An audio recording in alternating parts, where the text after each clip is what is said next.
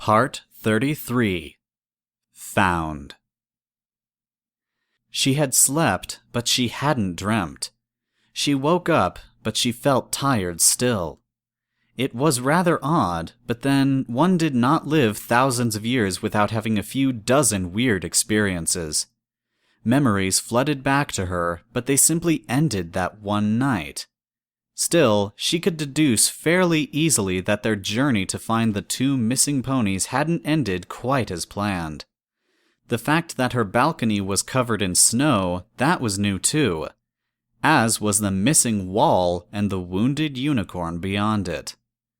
Despite this, for all that had gone terribly wrong, something must have gone very right too. Smiling, gaping, and confused faces surrounded her, and Fluttershy and Applejack were among them. Fluttershy stood side by side with Rainbow Dash, one of her forelegs thrown around the other Pegasus's withers, oblivious to Dash's confusion and slight blush. Applejack was grinning widely, standing by Pinkie Pie and Rarity, the former of the two bouncing on the spot, and the latter dabbing her eyes with a tissue. Luna stood with her jaw hanging open, what she herself would consider a breach in etiquette true testament to her shock. And standing above her, Twilight Sparkle.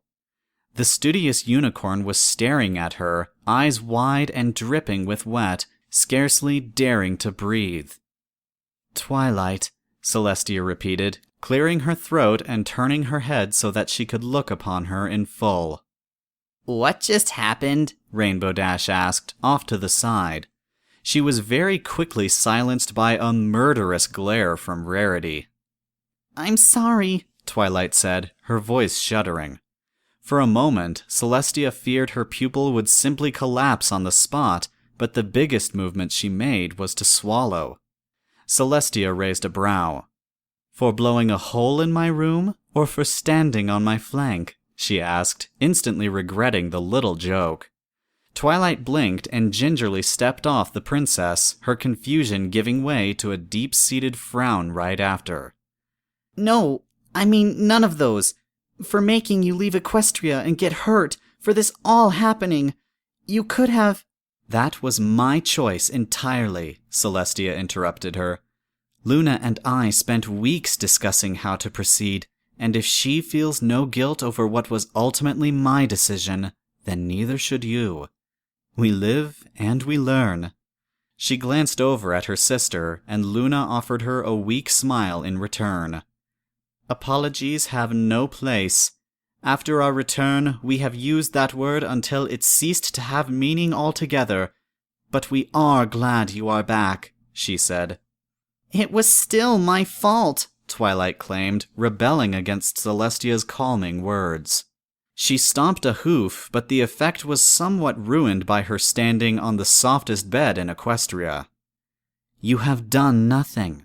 I would love to know exactly what has happened, though, in time," Celestia suggested, clinging to the first things she had heard when she awoke, to a voice that belonged to a different time.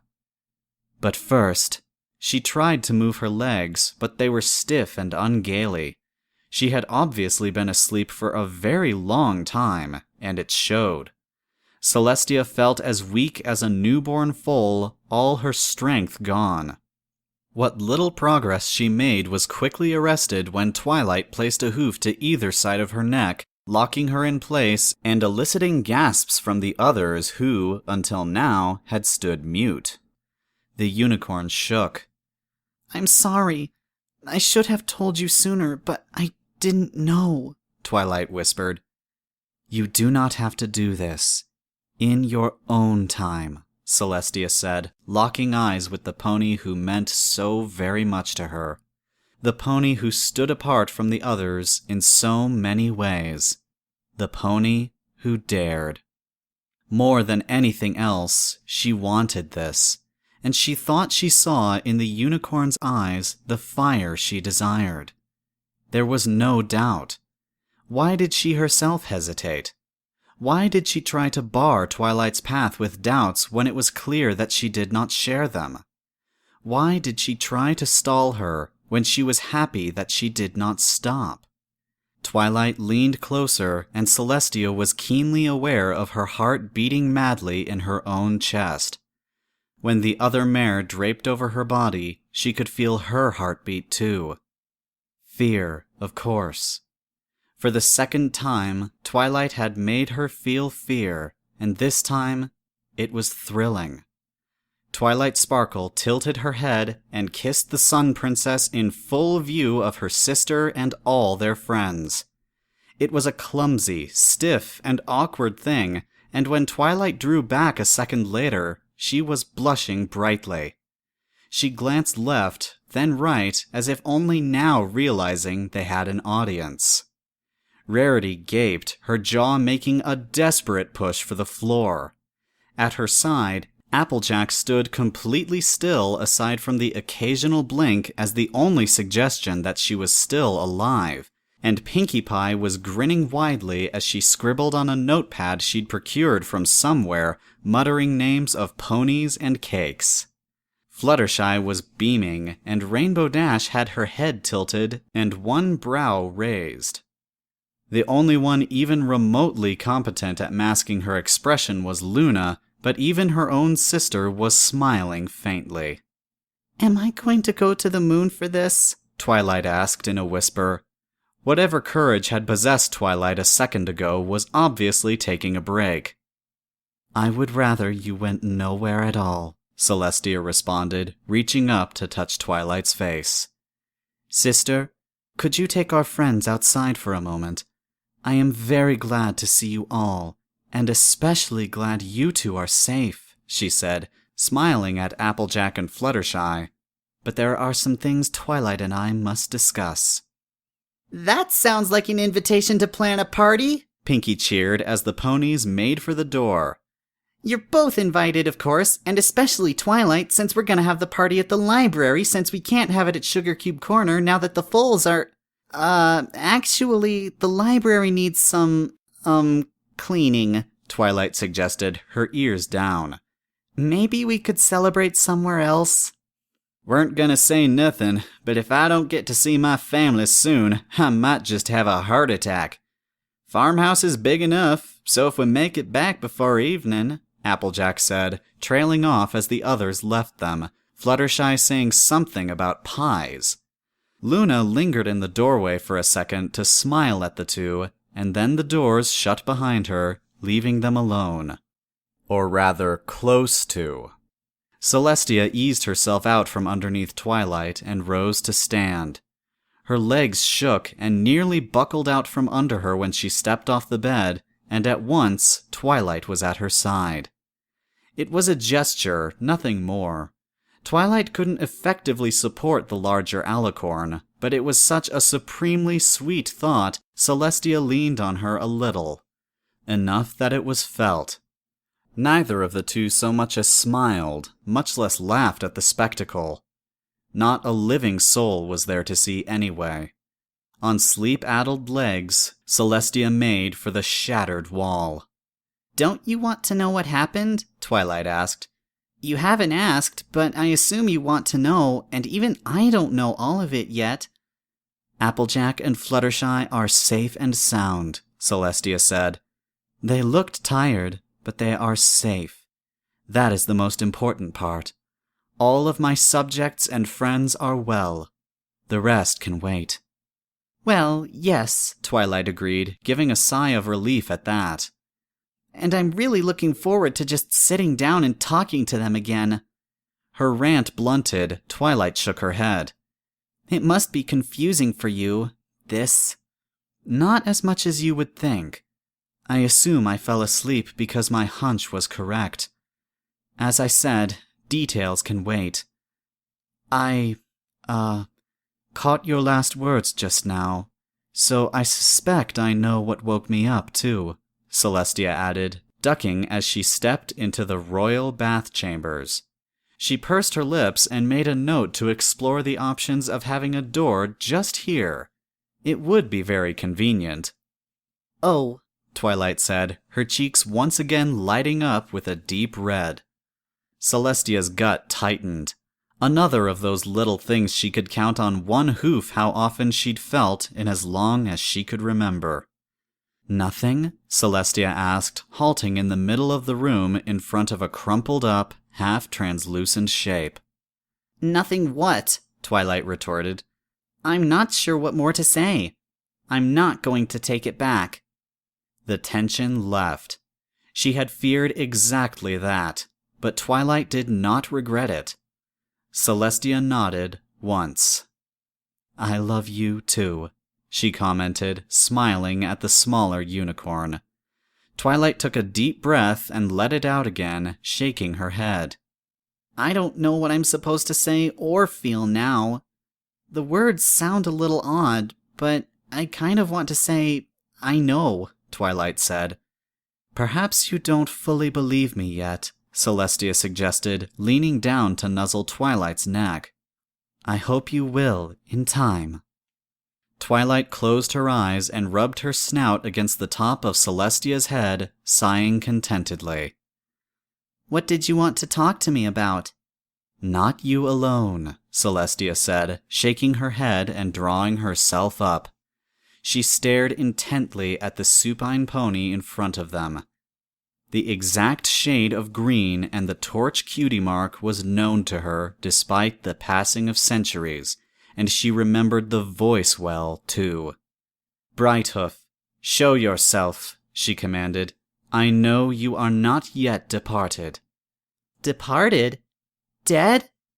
Oh, isn't he... I thought he was a ghost. Did I... Twilight stammered.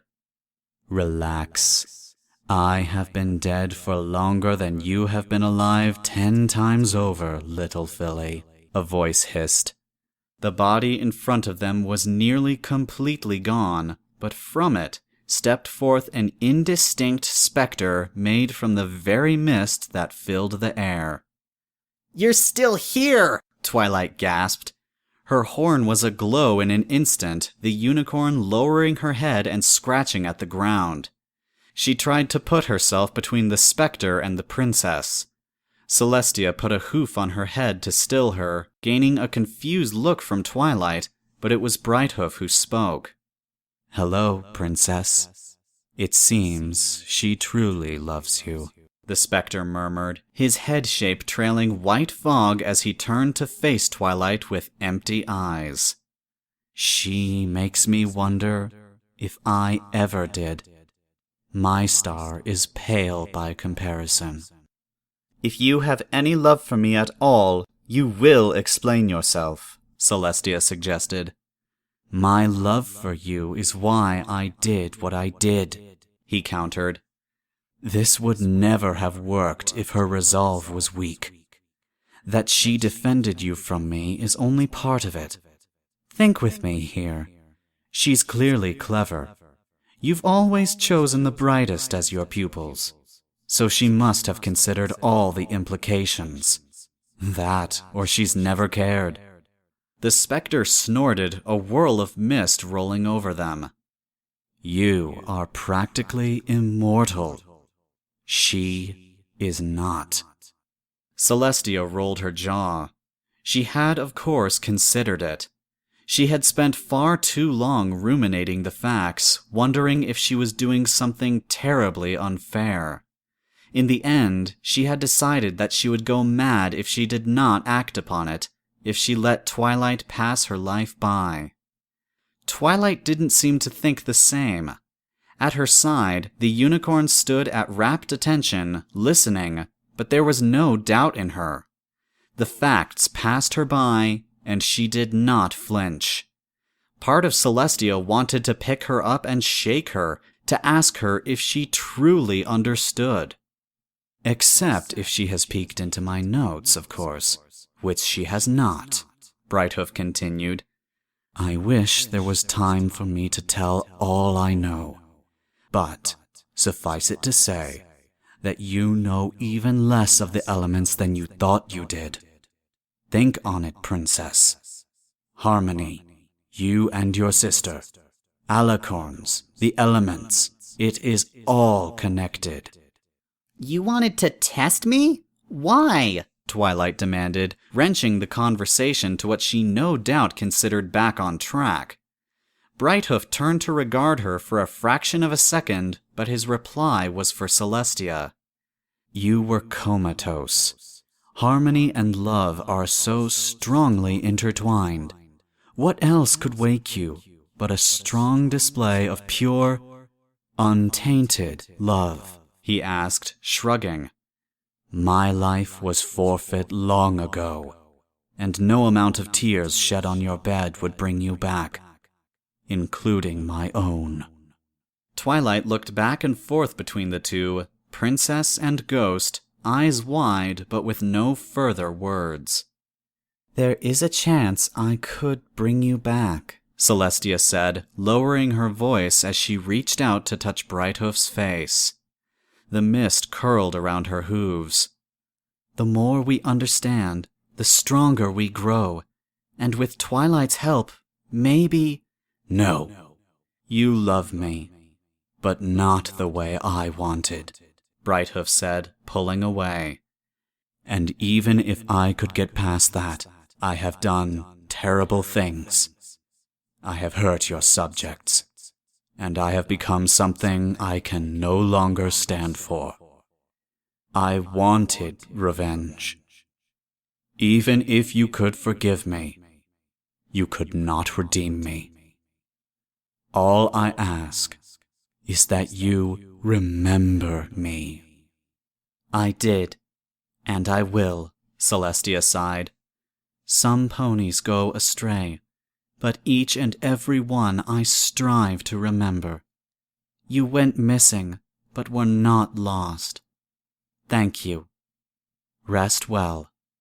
Bowing his head in one final gesture of supplication, the mist that had been Brighthoof dissolved into nothingness, scattered to join the air. Already, Celestia's brain was shifting into gear.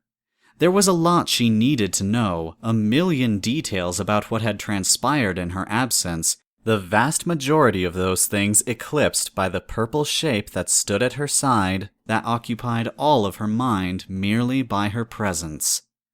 So, Twilight said, clearing her throat. What do you want to do? The elements are the key, but immortality is complicated. Ethics, Celestia hummed. I'm sure I could fund a research division. Oh, I'm sure that can wait, Twilight laughed. I meant now. Do you want to come to Sweet Apple Acres with us and celebrate? Celestia said, a smile spreading across her face as she slowed down to match Twilight. She closed her eyes for a moment and refused to think about the grander scheme of things. When she opened them again, she was in the present first, stepping out of the millennia to join her student no more, to be with her love in the present. Today. I would love to, she finally said. You and the others go ahead. Tell whatever servant you see first that you're to take any chariots we have, and any bits or food you want from the kitchens. But? Twilight asked. No buts. I just need to make sure my sister is all right. I will join you a little later, if that is okay. Was that a question? Twilight asked, blinking. I don't feel I have the power to order you to do anything much, Twilight. It was a question, Celestia affirmed with a smile, but Twilight's own expression slowly sagged. How are we going to make this work? She asked. There are so many things we need to figure out, and you're still a princess. And you still have studies on friendship that will make for a very good book one day. I won't give up my crown any more than I would have you give up your position in the library, Celestia retorted. No? Twilight asked, biting her lower lip. That makes sense. Perhaps I could make some special reports on how we do this? That would be excellent. And if we can save Spike some work, I think it is only right we do so. He's been overworked lately, so perhaps you should take it upon yourself to deliver some reports to me in person. Also, I am sure I can stand to get out of the palace more. With Luna able to assist me in matters of state, I should be able to visit Ponyville to hear some of these reports myself," she concluded, finally earning a smile from Twilight in return. "Oh, but I don't want to go to bed. It's still early," Apple Bloom complained, 2 legs on the stairs that led to the 2nd floor of the farmhouse. "You say that all the time. It's well past midnight. That ain't early by any measure," Applejack retorted, though she couldn't keep from smiling. All around the room, the others laughed and waved, wishing the little filly a good night. Finally, helped by a nudge on the flank, Apple Bloom started moving. "I'll be right back down again. Just gonna tell her a good night story since Granny Smith's asleep herself," Applejack said, smiling at the ponies who filled the main room of her home. It would have been crowded enough if it was just her family and a few others, but in addition to Big Mac, Fluttershy, Pinkie Pie, Twilight, Spike, Rainbow Dash, and Rarity, Princess Celestia herself had arrived a few hours earlier. The sheer size of the pile of winterwear by the door shed by her guests spoke volumes, and having a princess in the living room hadn't made the job of getting her little sister to bed any easier. "Do you want to read a book?" Apple Bloom asked, trotting down the 2nd floor hallway and slipping inside her own room. She had her hooves braced against her little bookshelf when Applejack entered. "A book? You've read all the ones you have, haven't you?" "I may not be Granny Smith, but I'm sure I can think of a story or 2, Applejack said, hopping atop the little filly's bed and patting the pillow next to her. "As long as it's not the story of how you got your cutie mark again. You've told me that story 3 times now," Apple Bloom commented, bouncing over to sit next to her before slipping in under the covers. Applejack cleared her throat. Course not," she retorted. "Or the one about the time you locked yourself in the apple cellar," the filly shot, squinting with grave suspicion. "When the hay do you get so picky?" Applejack sighed, flicking her head so that she could readjust her hairband for the 10th time that evening. Now that she'd been able to get to her spares, she'd found that she could barely even remember how she used to wear her mane anyway. Sweetie?" Applejack asked. Apple Bloom had made no reply, the little filly looking up at her with unblinking eyes. "You ain't going anywhere, right?" Apple Bloom asked. "You're gonna be here when I wake up this time." Applejack swallowed and closed her eyes, leaning back until she could rest against the headboard. The sincerity of the question stung, but it only lasted until she reached out and pulled her sister closer. "Yeah, I ain't going anywhere except to market. Least, not before the Manhattan AppleCon next year, and I was thinking maybe you'd want to come along." "You really mean it?" Apple Bloom asked, the filly's eyes lighting up. "Sure, why not? And thinking on it, I may just have one story you ain't heard before," Applejack suggested, grinning. "Not sure if it's all appropriate for little ponies like you, though." "Oh, no fair. If I'm going to Manhattan, I can't be a little filly anymore. I'm a big pony," Apple Bloom cried. All right, Applejack laughed. "It's a little scary is all, and I don't think it's all told in one evening. It begins with 2 ponies lost in the middle of nowhere, back when the sun was warm and the farm wasn't covered in snow like now. It gets awful dark in places, but there's a happy ending. Trust me." When Apple Bloom finally fell asleep, it was because her eyes protested her desire to stay awake until the 2 brave ponies of the story were safe back home.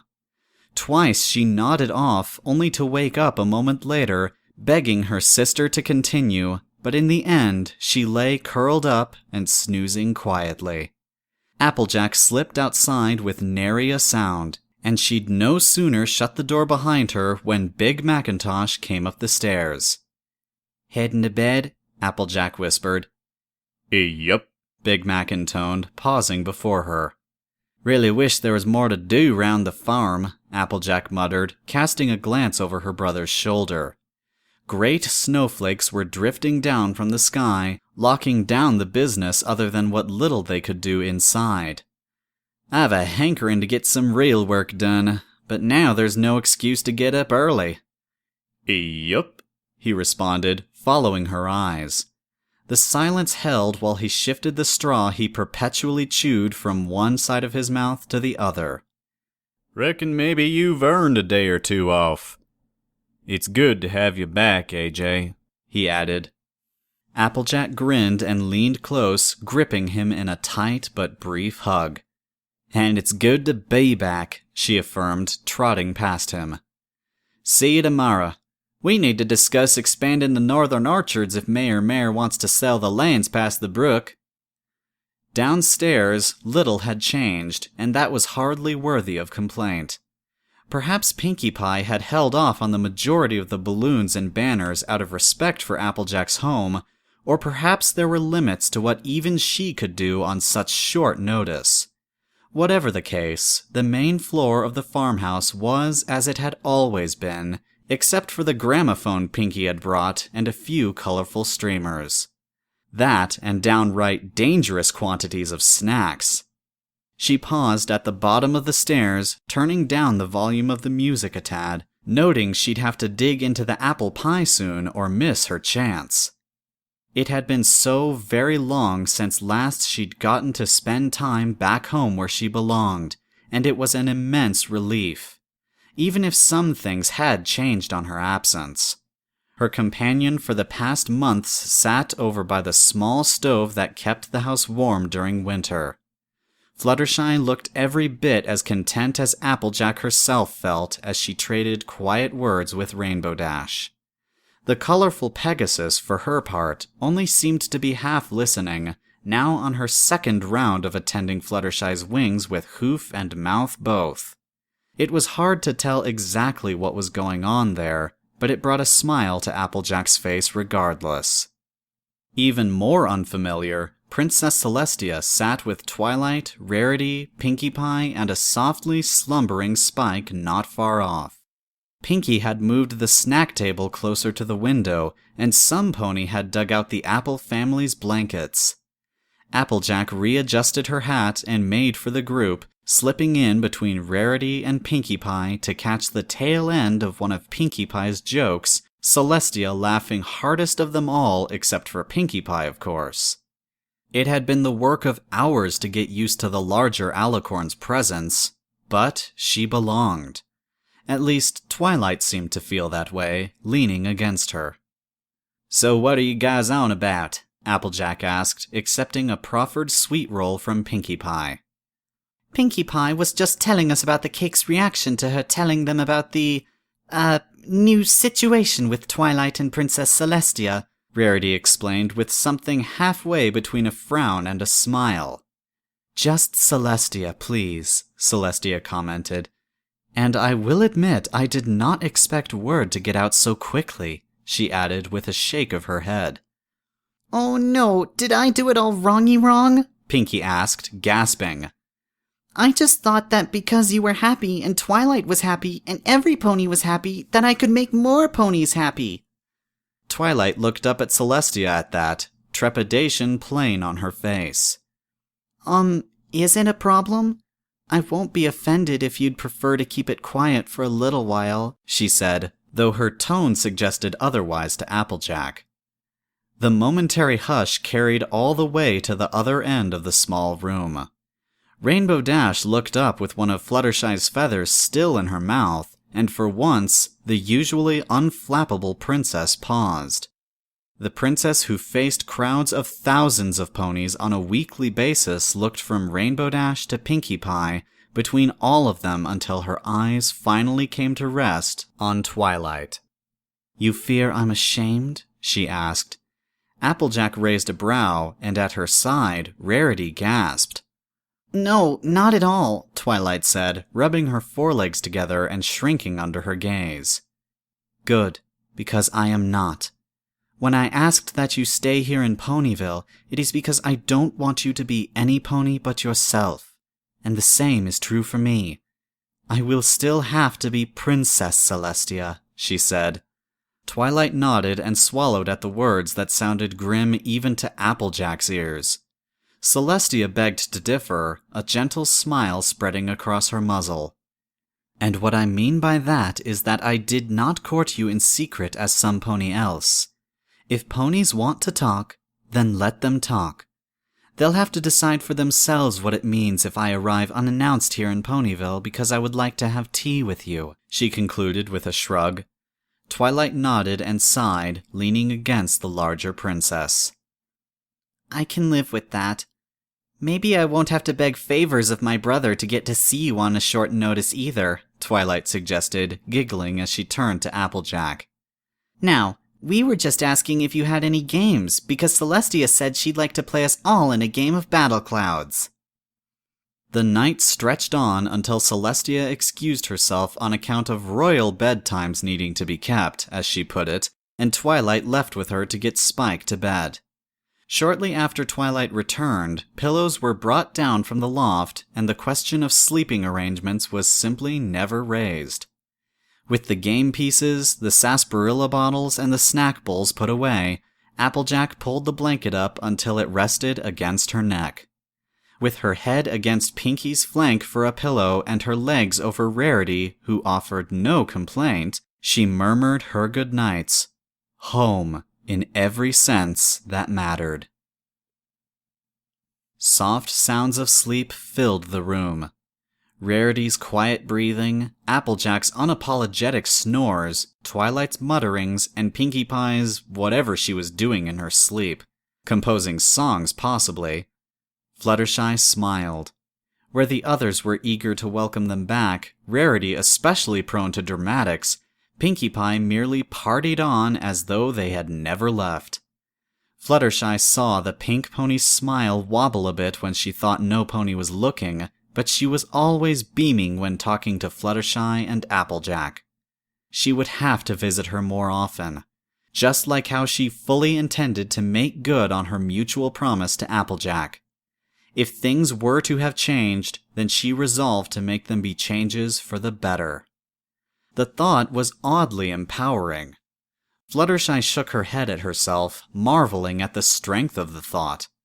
It wasn't a hope, it was a decision. That power was in her hooves. Well, mostly. Almost everything was her decision to make. Fluttershy winced and furled her wings as something stung. I told you to hold still, Rainbow Dash hissed. They sat awake together amidst all their friends.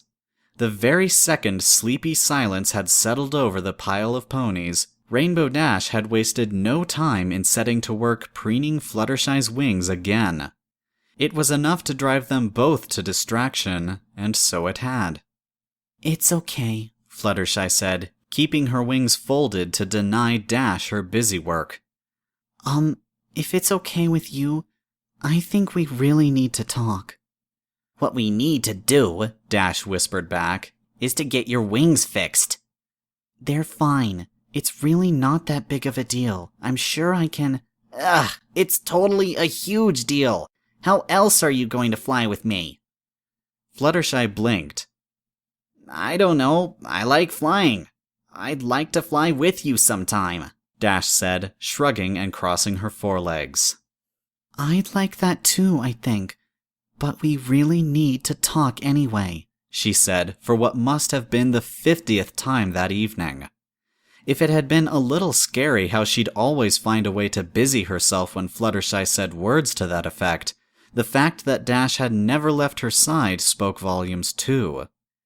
Talk, yeah, Dash sighed, sticking out her tongue and flexing her wings. I've had enough of that for a lifetime since you and Applejack disappeared, she murmured, her ears twitching as she turned to look at their sleeping friends. With her wings thus spread, Fluttershy saw something odd around one of her friend's wing bones. On instinct, she reached out to touch, and Rainbow Dash squealed in surprise, jumping when Fluttershy's hoof touched the base of her wing. Whatever are you two doing? Rarity asked as the only one to stir, lifting her sleep mask to peer at the pair with bleary eyes. Nothing, sorry, Dash muttered. Sorry? Fluttershy whispered, splaying her ears. Rarity merely raised a brow and went back to sleep, but Rainbow Dash took the opportunity to slip out from the pillow pile to make for the door. "Come on, Fluttershy," Dash said, pushing the door open. Fluttershy didn't have the time to ask any of the hundreds of questions she wanted to ask before Rainbow Dash slipped outside. With a second whispered apology to Rarity, Fluttershy hurried out the farmhouse's front door, closing the door after her before she disturbed them further with the draft. Outside, everything was quiet. The moon was but a sliver, and the snow still drifted down to cover the darkened farmyard in a dense white blanket. A single set of hoofprints ended in a small blast zone where all the snow had been scoured away by a powerful takeoff, leaving Fluttershy guessing. "Up here!" Dash called. Fluttershy craned her neck to find Rainbow Dash peering down at her from atop the farmhouse. Evidently, she wasn't planning on a long trip. Fluttershy sighed in relief, quite done with those for a while. She spread her wings, relishing the way the currents responded to her when she took to the air, flying up to join Dash on the roof. Rainbow Dash had already found a little nook by the chimney and lay down in the snow, looking up at the starry sky. As Fluttershy watched, she reached over to unclasp something from her wing, soon holding up a colorful band on one hoof. "It's just that stupid little thing we made back in flight school," Dash said, shrugging. Fluttershy recognized it now as she sat down by Dash's side. "It's not really stupid," Dash added in a mutter, looking away. "Want it back?" Fluttershy shook her head. Before her lay Rainbow Dash. Though it had been many hours since they were rejoined, and though they'd barely left each other's side since, as if by some unspoken agreement, it was a little hard to believe she was real. She suppressed a tremble at that thought. For the longest time, she had been afraid she would never see her again. The bracelet was the past, infinitely less important than Dash herself. "It's fine," Fluttershy said, scooting a little closer. She extended a wing, if only so she could touch Dash and make sure, yet again, that she was truly there. Rainbow Dash made no comment, still staring at the multicolored little bracelet cupped in her hooves. She didn't protest, nor did she ask why Fluttershy sat so close. While she'd hardly ever been shy, there was something different to her every move now. "You know, don't you?" Fluttershy asked. It took all her courage, but still her voice came out nothing but a whisper. Dash didn't play dumb. She didn't joke around or ask her what she meant. The unusually pensive Pegasus trained her eyes skywards once more and frowned. "Yeah. We've been talking about the spell, about the armor pieces, and your trip all night. But I never told you what I did. You've been gone since summer, so a lot of stuff has happened. I went to see your parents," she said. "Oh," Fluttershy said, hanging her head. "Your dad's kinda dumb, by the way," Dash tacked on. "That's not at all how I wanted you to find out," Fluttershy sighed. "Not that I meant for you to, well, yes. I'm sorry," she said. "Yeah, that was kinda lame of you," Dash said, a grin passing her face by as she gave a burst of laughter.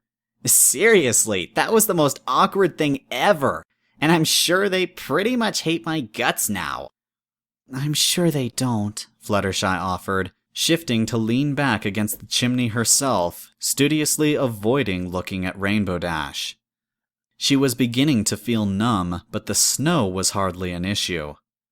All the time she'd been striving to get to this exact place, to this exact conversation, she'd always worked her best to suppress the notion that Rainbow Dash might not feel the same. And she'd succeeded. She'd almost forgotten it was a possibility. Past snow-covered trees, her cottage waited, still dark. Rainbow Dash's face appeared in front of her, the other Pegasus leaning around until their snouts touched. Fluttershy shrank back, but the hard brick of the farmhouse chimney was almost as hard as Dash's eyes. Why? Why didn't you tell me? She demanded. Fluttershy swallowed. Because I didn't think you felt the same. Because I was afraid. Because I didn't want to lose you. Because I didn't know what I felt, she said, the words spilling forth. I didn't. Not exactly. I do now. She wanted to add another apology. To say she was sorry, that she didn't want to put her friend in this situation, but she couldn't lie to her like that. Now, at the end of everything, the one thing she wasn't was sorry. Rainbow Dash pulled back and tilted her head as Fluttershy went on, a small cascade of snow falling off her head. I wanted to be stronger, she said, a wan smile across her lips as she stared out into the snowfall. The silent white flakes fell so rapidly now she could barely see past the farmyard. First for you, because you've always wanted what's best for me. At least, what you thought was best for me, she amended, shaking her head. Rainbow Dash said nothing. I wanted to be stronger for myself, too. I don't know how, but it started after the reservoir draft this year, she added. Not just my wings and all that. I don't know. Just stronger. It was stupid. Rainbow Dash lay down at her side, what little distance Fluttershy had put between them ignored. Why is that stupid? Dash quietly asked. Because you're what makes me feel strong. It's that simple, Fluttershy said. She couldn't hold on to that numbness any longer, instead bringing a leg up to cover her snout as she sniffled. That's the least stupid thing I've ever heard, Dash muttered. I meant it when I said you can't go anywhere. I haven't gotten anything done since you left. Fluttershy hazarded a glance over at Dash. The blue mare was staring straight up, licking her lips. As the silence dragged on, she stuck out her tongue to catch one of the large snowflakes that drifted down to cover them. I'm confused, Fluttershy stammered. So am I, Dash groaned, flipping over to stand on all fours and shattering the budding tranquility. This is why I don't like talking. It takes forever. I'm sorry? Fluttershy asked, scrabbling to stand on the slanted roof. You're in love with me. Or you love me, right? Dash asked. I don't know if those are different. Fluttershy's jaw hung open while Dash wielded the words and the truth like a mallet, but she could not deny it. Would not. After a moment, she nodded, eyes locked on Dash's. Again, an apology lurked, but refused to show. Right. Cool. I don't want to lose you. I need you, Dash growled, as if the words themselves were an enemy to be fought. She spread her wings as she spoke. I've been feeling like the world's biggest jerk here because I go crazy when you're not around. I don't know what that means. It has nothing to do with you being weak. Who cares how fast you can fly or whatever? If I wanted some pony as amazing as me, she began, rolling her eyes as she paused. I mean, you're you. You're awesome the way you are. You don't need to change. Fluttershy nodded weakly, but Dash pinned her with another look the like of which made her doubt her own vaunted stares. No, I mean it. Don't you dare change, Dash snapped, teeth gritted and leaning forwards until their foreheads touched. You are 100% cool the way you are.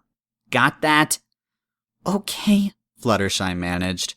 She didn't wilt under her attention or freeze up at the praise that she already knew she would never forget. Instead, she stood up straighter. What about us? I don't know, Dash said.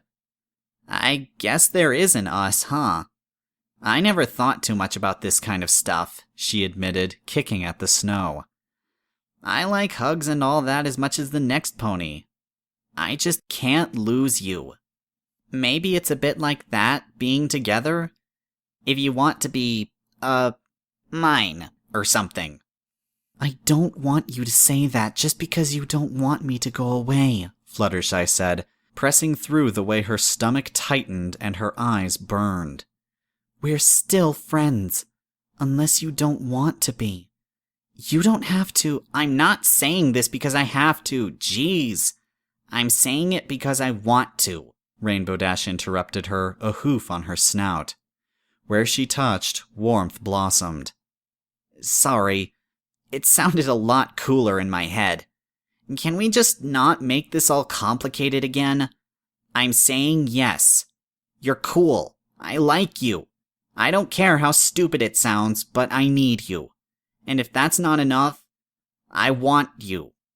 1,000 butterflies milled around in Fluttershy's heart, and her entire body set to itching in the funniest way, redoubled when she noticed Dash's cheeks brightening the tiniest bit, too. Yeah, that sounds totally weird. Just don't expect any silly, expensive dinners or anything just yet, that's all I'm saying, Dash said with a shrug and a grin. Don't you dare tell any pony else I said this. But for once, I don't mind if we take it slow. I need to get back into the air, practice some stunts, that sort of stuff. You could, watch if you want to. Cheering would be nice too, if you're not too cool for that now. Her words barely reached Fluttershy's ears before the yellow mare slipped a hoof under Dash's muzzle. Before she could stop or ask what possessed her, Fluttershy leaned forward, Rainbow Dash's hot breath on her face before their muzzles met. Dash's eyes were wide as dinner plates while Fluttershy kissed her, frozen in silence in the wake of the words Fluttershy had waited years to hear. When Fluttershy broke the kiss, her heart was pounding. Long seconds passed before Rainbow Dash licked her lips and closed her mouth, breaking into a grin. That works too, she declared.